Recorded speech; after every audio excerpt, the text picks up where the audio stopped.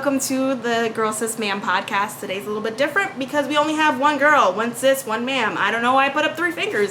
There's only one of me. That's right, it is Lola, and I am here today to do my story time video. Today Esther's not with us because she's on vacation. She is celebrating her 27th journey around the sun. It is her birthday and she is down in Colombia.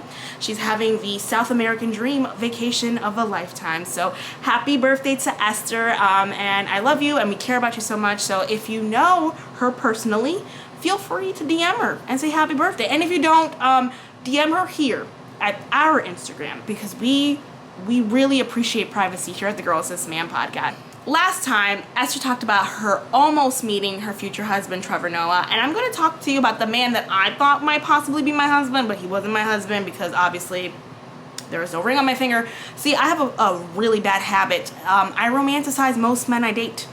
Most men that I really like and I want to continue dating, I think about them like, is that my husband?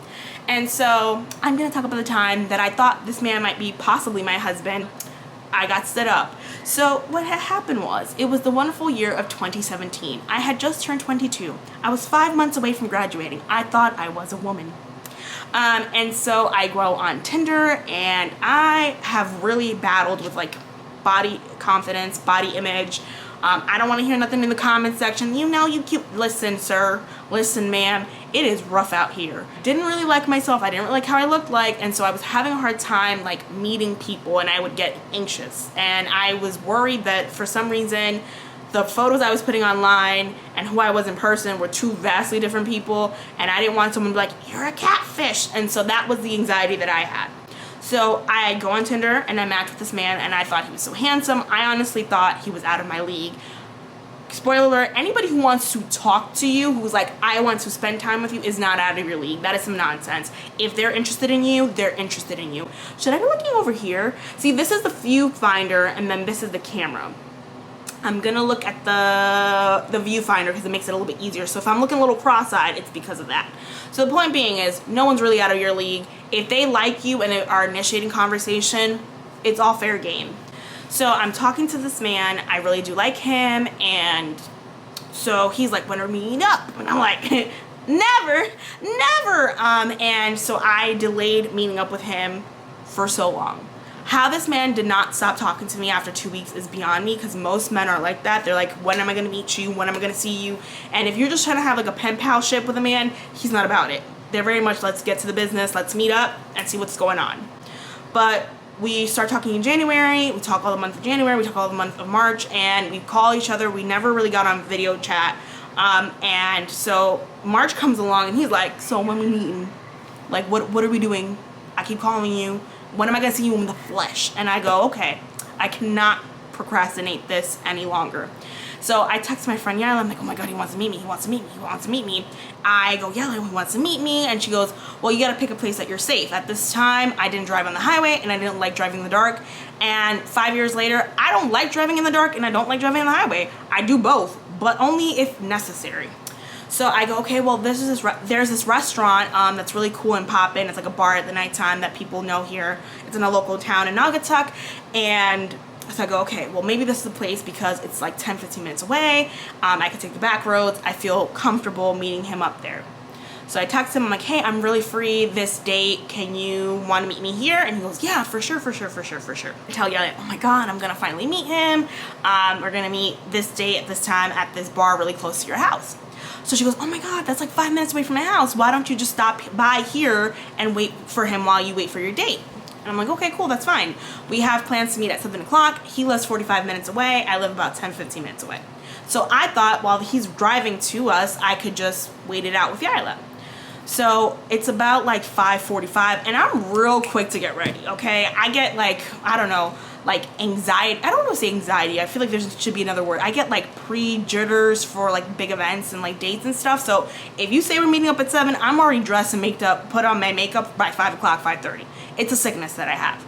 So I'm done and ready for 5:30. So I go, yeah, I'm gonna go over to your house. I could just wait for him there because I had believed, and I have a hard time not believing, the toxic message of do not show up earlier than the man because it shows you're overeager. And I have been taught as a woman, I need to be coy. I need to be cute. I need to be aloof. I need to be distant. So I thought, show up 10 minutes late. And I thought, well, that's a little rude. Let me not do that. Let me just show up maybe 2 minutes after him. And I thought, well, I can calculate it. He lives 45 minutes away. I can wait for him at Yala's house, which is like 4 or 5 minutes away. He'll text me when he's nearby, and I'll meet him there. So I go to Yala's house, and I text him like, hey, just let me know when you're on your way. He goes, I'm actually on my way. I'll be there in about 45, 50 minutes. So I'm waiting with Yala, we're chit-chatting, we're shooting the shit, and we're texting our friends and stuff, and I finally get on my phone waiting for him to text me like he's nearby. And I go, it's been 45 minutes. He said, you know, he'll be here in 45 minutes. No response. So about 50 minutes go by, and I'm like, okay, he should have been here, or maybe he's in traffic. Let me shoot him a text. I said, hey, just let me know when you're nearby. I'll wait for you inside when you're there. I'm getting angsty now. 20 minutes go by, so I decide to call him, and when I call him, it goes straight to voicemail. And I'm like, what's going on? What's going on? 7:30 hits, and I'm like, well, maybe he's just lost, and I'm just like looking at Yaya like, what am I supposed to do? And she's like, I don't know, just like wait for him to call you. 7:30 turns to 7:45, and 7:50 turns into 8 o'clock, and I didn't hear from him.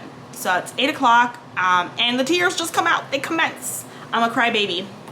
And so I start crying because I'm like, I just got stood up. Like, what the fuck? I thought it was too good to be true, and look at that. It just happened. He's not interested. He was just wasting my time. I finally gathered myself to stop crying and drive myself home. And I don't hear anything all night. It's 9 o'clock, 9:30, and at 10 o'clock, I'm like, I'm going to rip him a new one. I go, and I text him. I said, I don't know what possessed you to do this, but it was disrespectful, and it was so rude and hurtful. And instantaneously, I got a message back like, funny, because you stood me up. And I said, huh? Whoa, whoa, whoa, whoa, whoa. What kind of gaslighting trick is this? I said, no. He goes, yes, we were supposed to meet at 7. I was at the restaurant at 7 o'clock. I waited for you for an hour and a half. And I said, no. I said, I was at my friend's house waiting for you to text me. And he goes, and this is, I thought he was lying. And he goes, well, we didn't say we were going to meet up at your friend's house. We said we were going to meet at this restaurant. He got real snappy. And at the time, I thought he was lying. So I was like, oh, no. I said, listen, I was at my friend's house. We were 5 minutes away. I was waiting for you to text me. I would have been there. I'm ready to rip him a new one because he wasted my time and he played my feelings. And then I get a photo. And the photo is a receipt. And the receipt says the restaurant's name, the date, the time, which was that day, and that time we were supposed to meet, or whenever he closed it out, like 8 o'clock. And he ordered some wings and some beer, and down there it says his first initial, his last name, and his signature. The man went. The man waited. The man had wings. I did not go. And so instantly I began eating my words. I had never felt so dumb in my life. I started profusely apologizing. I'm like, oh my God, I'm so sorry. There was some miscommunication. I'm so sorry. And he goes, no, there was no miscommunication. I told you I was going to meet you somewhere, and I was there, and you didn't show up. And I go, yeah, no, I was at my friend's house. And he goes, so if 7 o'clock hits, why didn't you just go to the restaurant? And I quite frankly didn't have an answer for him because it was really dumb. I could have just gone and just peeped in, but I didn't. Again, because I believed in the whole you shouldn't look too eager. So I apologized to him. He was kind of pissed because he's like, okay, whatever. And so I thought this is the end of this relationship. I'm never going to talk to this man ever again. He talked to me a couple days later. We kept talking to each other. Again, I did like him. We did eventually meet up like 2 months later in June. And then we went up a second time, and then it dissolved. It didn't go anywhere. But that was the time I thought I got stood up. And I did the standing up. And I am ashamed of myself. And I will tell you this. 27-year-old Paola knows better. This whole like, oh, I want to look cute and aloof. I'm not saying be thirsty. I'm not saying, throw yourself at all these men. But if you're interested in someone, it is okay to show some interest. It is okay to be excited to see somebody. And if they tell you to meet them at 7, be there at 6:55. It's not going to harm nobody. You can just wait in the parking lot in your car. You can still be aloof from a distance, close by. And so that's what I learned. If someone says, hey, I'm going to do this with you, give them the benefit of the doubt. Show up. And so that is my story time. I hope you guys liked it. Hopefully you guys don't roast the shit out of me. Again, I was 22. I was very dumb. I was young and naive. and I, like I said, won't do it again. So if you have a story like that, or maybe you were stood up, leave that in the comment section below. I would love to hear some stories. Have you been stood up? Have you ever stood someone up? Why'd you do that? Ask for some forgiveness, but I'm not judging you. I'm just simply concerned. I hope you guys liked this video. I hope you guys enjoyed the video. Leave me some comments, some concerns. If you're mad, leave it in the comment section. Don't forget to share this video, subscribe, and you will catch us in the next one.